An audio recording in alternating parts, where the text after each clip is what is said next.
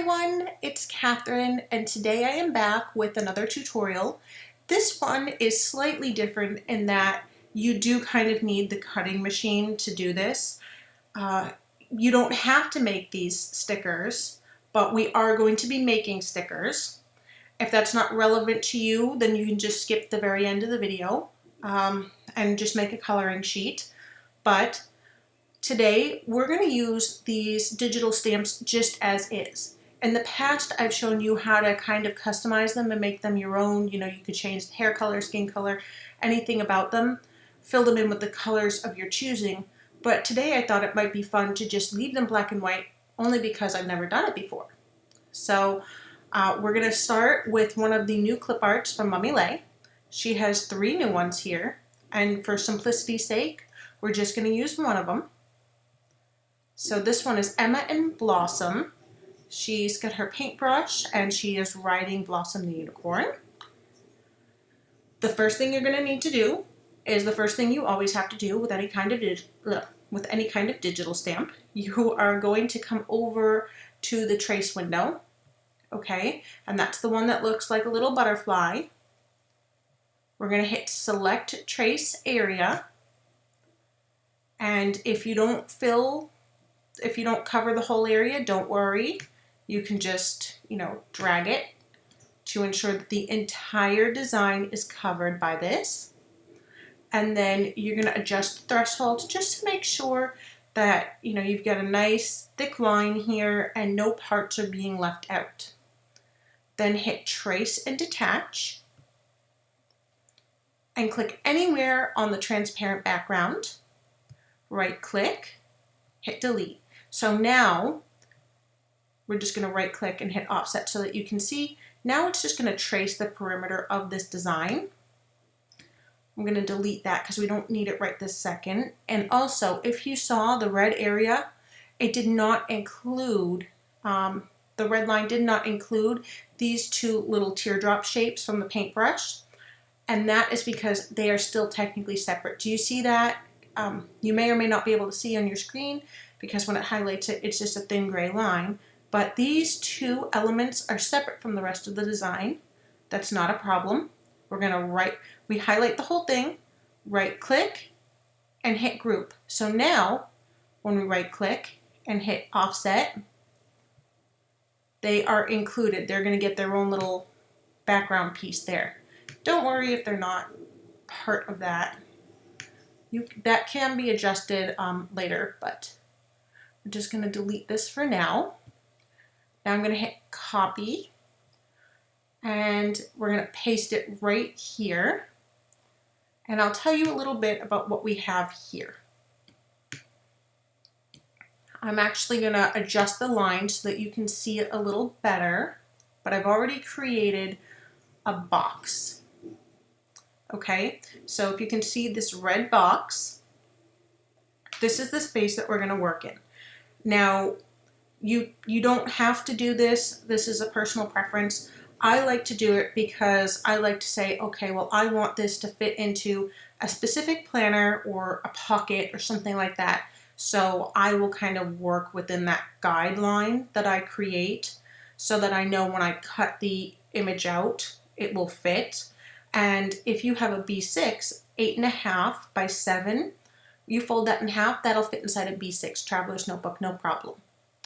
And then I just created the little line here just to note that this is the center of the page so that I don't put any of my designs too close to the center or right smack dab in the middle, because we don't want those images getting folded in half. Again, if you're just making a plain coloring sheet, this doesn't matter so much, but if you are going to cut the images out, it does matter because, well, who wants their sticker folded in half, right?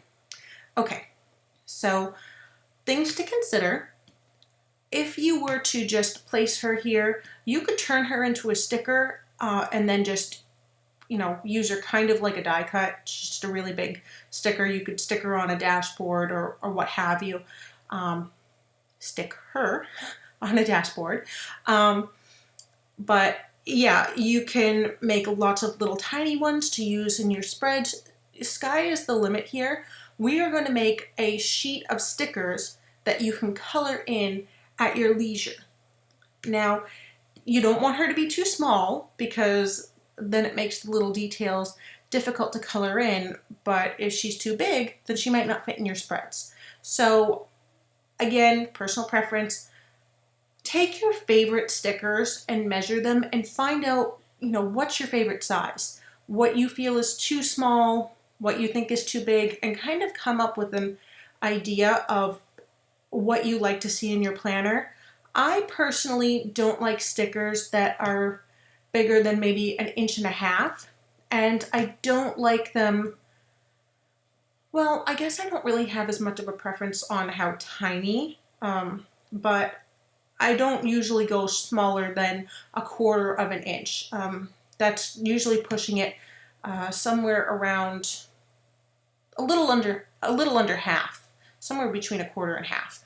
So I just shrunk this down, and it is about it's about 1.5 inches tall. I'm going to make it just a little bit smaller than that because you have to remember you're going to put your cut line around it, so it's not going to be this small. It is going to be a little bit bigger. Okay, so I think for my biggest stickers, this is probably good. And then we are going to make some that are a little bit smaller. So I've just right-clicked and duplicate. And then we'll bring that down to just under 1 inch. And I think that's going to be pretty good.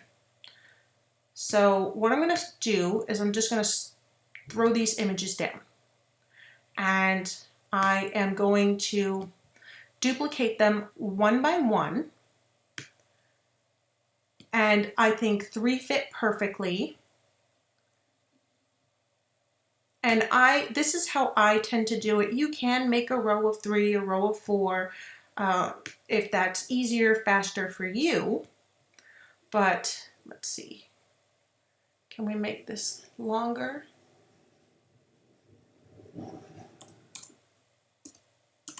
Four inches, okay.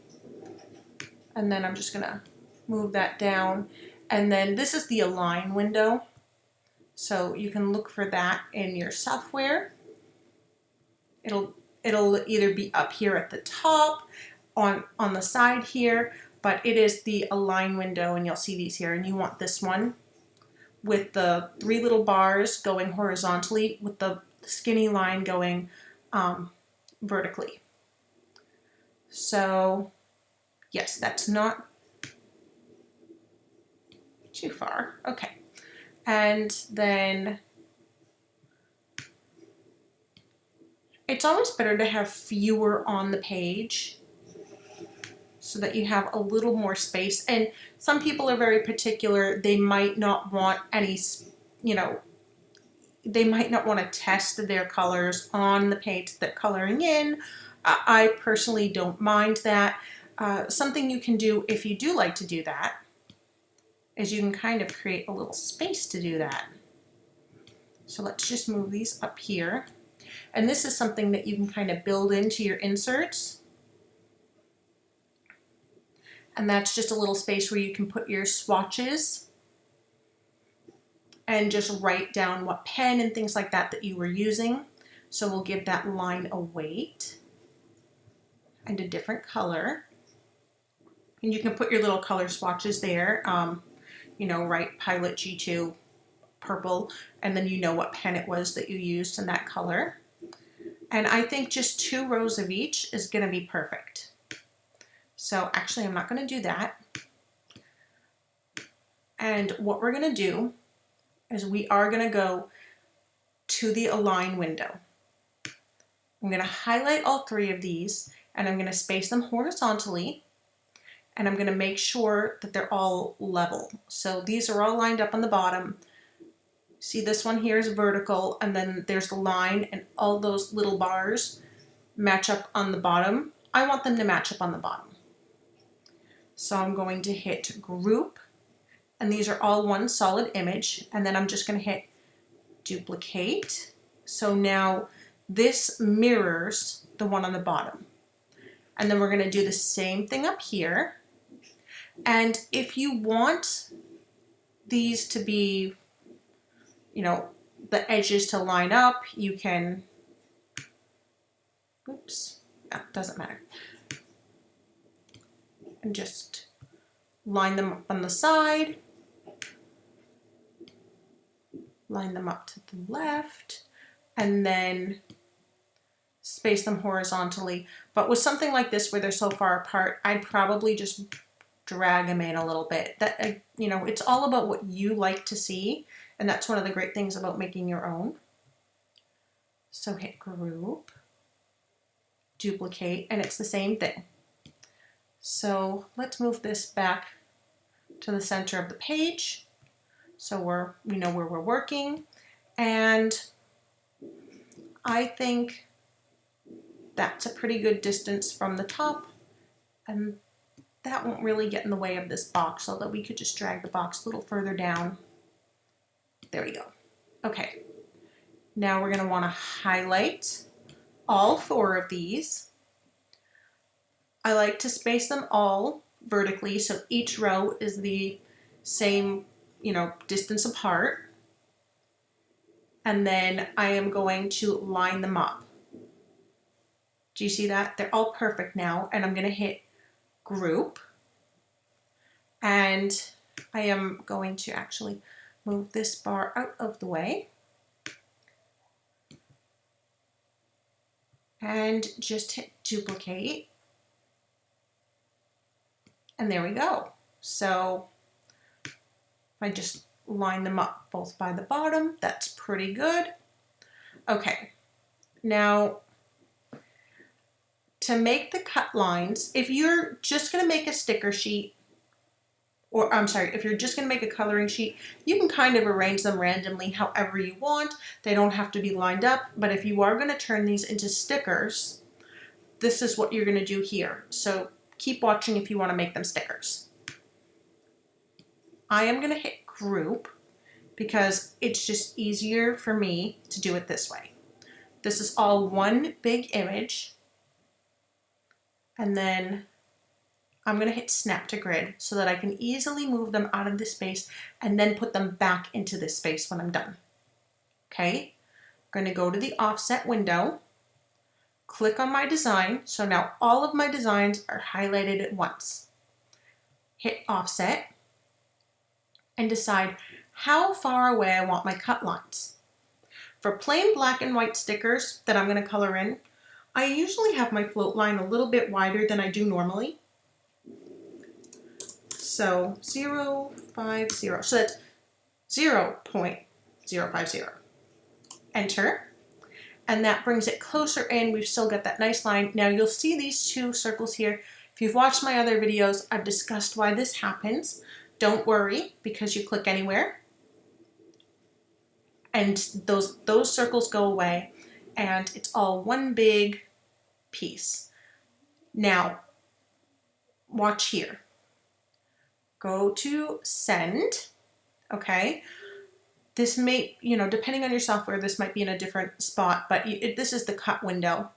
So we see no cut, cut, cut edge. We see this here. This means that this is going to cut, this is going to cut. So if you don't want that to cut, click on it and hit no cut. Okay? Now we don't want the very outline of our stickers to cut. The black and white image, we want the red line to cut, so we're going to lift it and move them out. And see, this is why I hit snap to grid, because they're all going to go back perfect. Highlight all of them because they're all their own free floating image. Right click, group, cut. Just cut, not cut edge, nothing fancy, just cut. Now these will all cut, okay? And you bring these back because we've snapped to the grid. They're going to go back exactly where you had them before. So our cut lines are turned on, and you can, oh, I'm actually going to turn off snap to grid. And now this one, the cut lines are turned off, so you don't have to worry. I can show you. This is going to just, when you duplicate the design like that, it's going to be the same. And I'll show you what I mean in a second here. I'm just gonna line those both up. They're perfect. They don't look perfect, but then I'm gonna go back to the send window, and you see here, it duplicated it exactly, okay? So the cut lines for both of those are turned off.